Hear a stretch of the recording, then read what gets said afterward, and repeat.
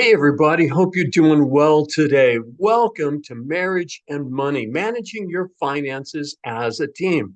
This is session two, and we are going to be talking about creating a spending plan. Hi, I'm Kelly, pastor, police chaplain, marriage coach, and author of the book, Turn It Up, How to Have the Lifelong Marriage That You Really Want. So, what is a spending plan and why do you need one? Well, a spending plan, or you may have heard of this as a budget, but I don't like to use the word budget because that sounds like the word diet. It sounds limiting, it sounds restricting.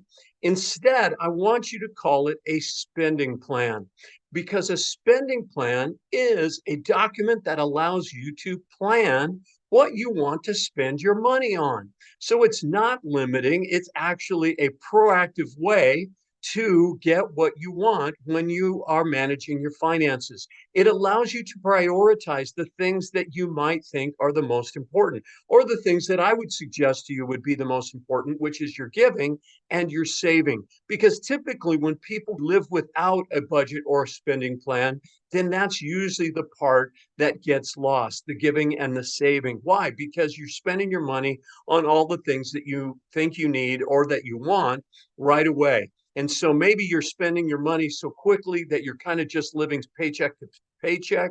Or maybe what's happening is that you and your spouse are having significant disagreements about money because each of you want different things. So here's what a spending plan will do. It will bring unity to your marriage because you're going to work on this together. Okay. And I'm going to tell you how in just a moment. And then, and this is really huge, as I've talked to couples and helped them manage their finances or work on their spending, as I do marriage coaching, okay, several times couples have come to me and said, we keep fighting about money. And it's usually because one person in the marriage is the saver, like we talked about in our last session, and then the other person is the spender. So the spender's coming and saying, hey, honey, look, can I buy this? Or let's get this, or let's do this. And then the saver is always in the position to say no, which puts him or her in the position of the bad guy. Maybe it's something for your kids. Well, I'd be glad to buy that for you, Johnny, but your dad says no. He's now the bad guy. You're throwing him under the bus, right? Or Sally, yeah, I'd be glad to buy that dress for you, but your mom said no. So once again, you're putting your spouse as the bad guy in this. So what happens is that you make a spending plan and you plan in advance what you're going to spend your money on. And when you're done for that category, because we're going to put everything in categories, and you're going to allot a certain amount each month into each category. And then what happens is that the spending plan becomes the bad guy instead of your spouse. And I'm telling you, this works wonders for your marriage. So instead of saying, well, I want to get this, what do you think? Then the answer is always, well, what does the spending plan say? How much have we allocated this month for that category? Whether it's clothes or eating out, a special night out, or maybe, a weekend away, a little short vacation, or a trip to a place like Disneyland, perhaps, whatever it might be that you would want to do for yourself or with your family. If you don't have money for it in the spending plan, then it's the spending plan who's saying no. Okay. That's how this works, guys. And it works great. Okay. So let's get real specific on how to create a spending plan. And I've got several steps for you. Here we go. We're going to walk through these. So, step one is first off, discuss and write down your priorities, your goals, and your vision. And by vision, what I want you to think about is, what do we want? Okay. What do we want? All right. Now, you may say, well, I want us to have enough money so that we're not just living paycheck to paycheck. Okay. So, your priorities, your goals, and your vision. What do you want? Here's a few suggestions for you. Consider the 10-10-80. And we talked about this in our last session, but let me just review. Remember, it's the first 10% goes to God. So you're going to write God a check, or you're going to pay God first. The second 10% is to you. So you're going to pay God and then you're going to pay yourself. So 10%. And then you're going to limit the rest of your spending to the remaining 80%. So now what you've done is you prioritized your giving and your savings. You're doing those things first, and then allowing yourself to then be limited on all the other items on your list, okay, to the 80%. So, and that, of course, is putting God first with your giving. Then it's saving. What do we need to save for? Well, here's a few thoughts. The first thing is an emergency fund, okay? Whatever you think would be appropriate for that. Maybe it's 500 or 1,000 or 2,000. You know, an emergency fund is, what do we do if the car breaks down? What do we do if the washing machine breaks? What do we do if something bad or unexpected happens? Well, that's what you use the emergency fund for.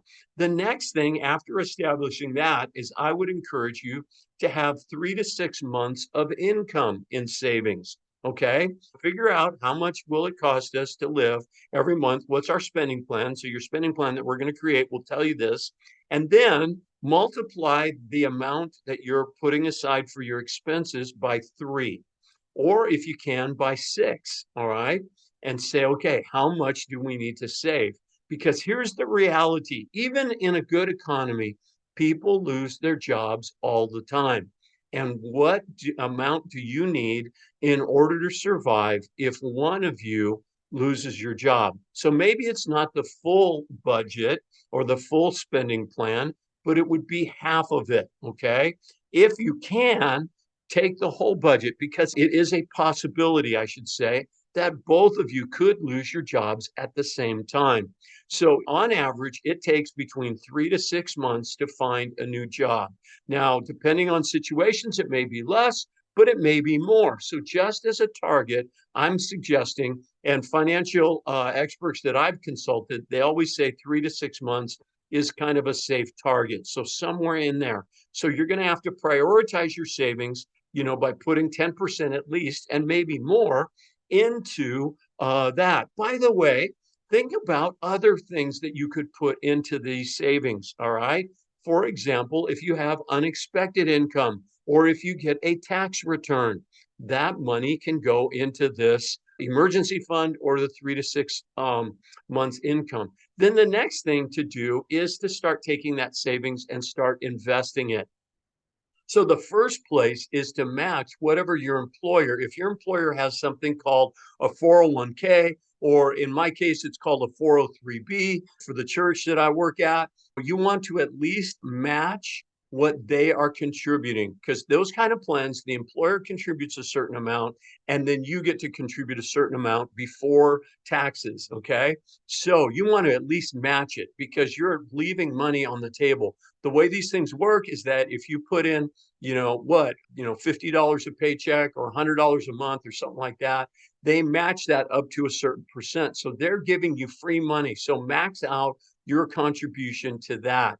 Then the other thing is, if you can start saving for a down payment for a house. When my wife and I were first married, a friend of mine gave me the best piece of financial advice I've ever received. And here's what he said. My wife was working full time and I was working part time when we first got married.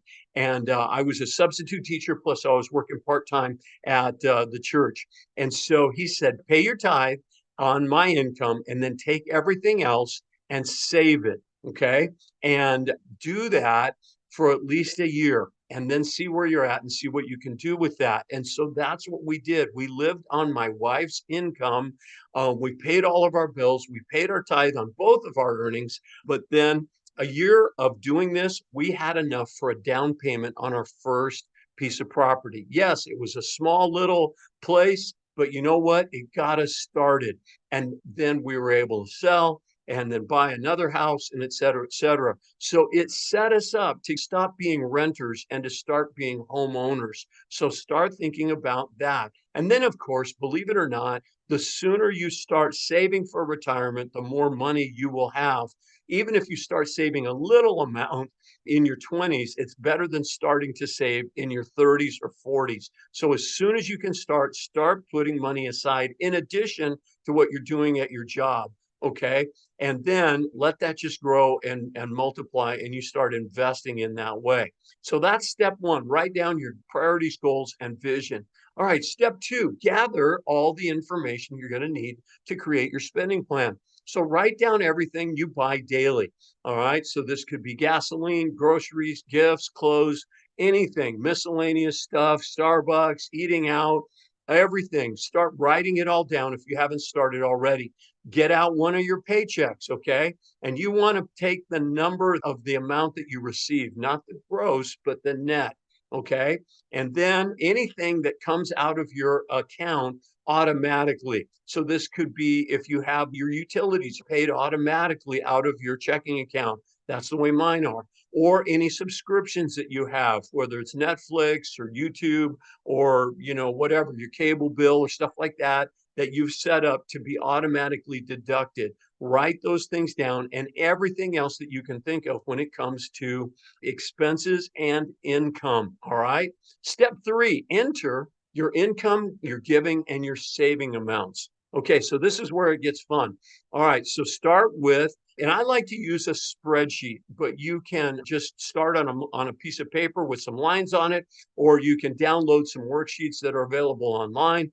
But a spreadsheet is like in Excel or one of those kind of programs, and you just start at the top and you do your monthly income. All right. Then the next item is of that monthly income, what's 10%? That's your giving amount. And then take that same number and put it as your savings amount. Okay, so now you've got these three items, your income, your giving, and your savings. Step four then is your expenses. Now start with the things that are the same every month. For example, your rent, it probably doesn't vary, or your mortgage payment doesn't vary from month to month. So start with that. Your car payment, your car insurance is probably the same every month. So write in all of those, what I call fixed expenses. Now, if you have expenses that you only pay once a year, like for me, it's our property tax on the home that we own. Okay. But maybe you're going to save or put aside money for a vacation. You're going to say, all right, we're going to set aside, whatever, 1,000, 2,000, or whatever the amount is. Then what you're going to do is take that and divide it by 12. So if you say that we're going to spend $1,200 on our vacation next summer, you divide that by 12, bingo. All you got to do is put down $100 in your spending plan for vacation next year or this year. Same with property tax or whatever. Take the amount that you pay annually and divide it by 12, and then that goes in the spending plan. Then all of the variable expenses. So these are the things that can change from month to month, like your utilities, your electric bill, gas, water, trash. Maybe our trash is always the same, but definitely gas and water and electricity are vary from month to month. So what you want to do is take maybe 3 to 6 of those bills and divide them by that same number. Or if you've got the annual figure from last year, how much did we spend for the year? Divide that by 12. So you're going to use an average for the variable things. How much do you spend on clothes every month? How much you spend on gifts? For the birthdays and things that you're going to do and go to with your family or with the kids, their friends at school, whatever it might be. And then the same with groceries. You want to put down an amount that you have. Then add everything up and compare your income and expenses. Now, here's where it can get a little challenging, but don't give up. You can do that. If your income is more than your expenses, celebrate. And this is why I like using a spreadsheet, by the way, because I've got everything in a column and all I have to do is highlight the column and then click the button, and then it puts the total at the bottom. So you're going to add up your expenses and then you're going to add up the total of your income.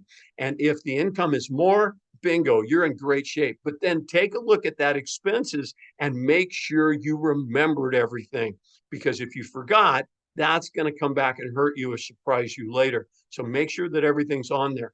But then if your expenses are more than your income, which is usually the case on paper anyways, go back and start reducing the expense amounts. And the areas to look at would be the things that are variable. For example, you may say, well, last year we spent $500 a month on clothes. Well, can that be reduced? Okay. And the way to do that, you say, you know what, we just need to limit that because we can't afford that. We can't afford spending 500 a month. Maybe it's 100 or 200, on different clothing items. And even if you don't use the money every month, you still need to think of this as a monthly thing. So maybe one month you spend 500, but the next month you only spend 50. Okay. So now what you're going to do is maybe take the average and put that as 250 or 300 or whatever. But then if you can, go back and reduce those amounts so that your income is more than your expenses. All right. Now, here's a couple of tips. Decide if something is a need or a want.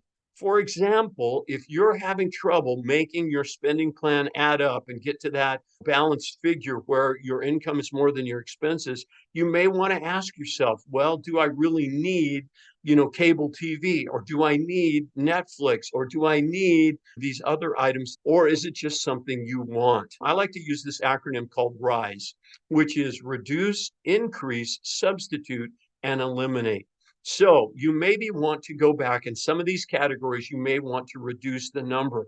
For example, do we really need, $500 a month to eat out? Maybe we can just go once a month, or less, or whatever it might be. Reduce that number. Maybe there's ways to increase your income.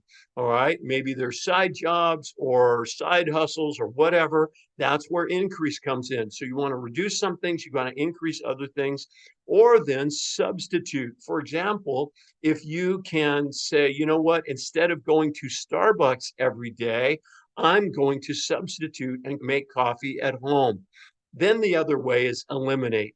What are some things on here that you can just say, you know what, I'm okay without them? And even if you're not okay, just say, you know what, I need to adjust this. I just need to take care of that. So you may want to eliminate the next Netflix bill, or the streaming services, or the cable TV, or whatever it is that you can live without. Okay. And then you keep at this and adjust it until your income is more than your expenses. And then, if possible, give yourself a buffer of about $100 or more of income, just so that you can not be so tight every month on the spending plan. All right, now here's where the rubber meets the road, and this is where most spending plans fail.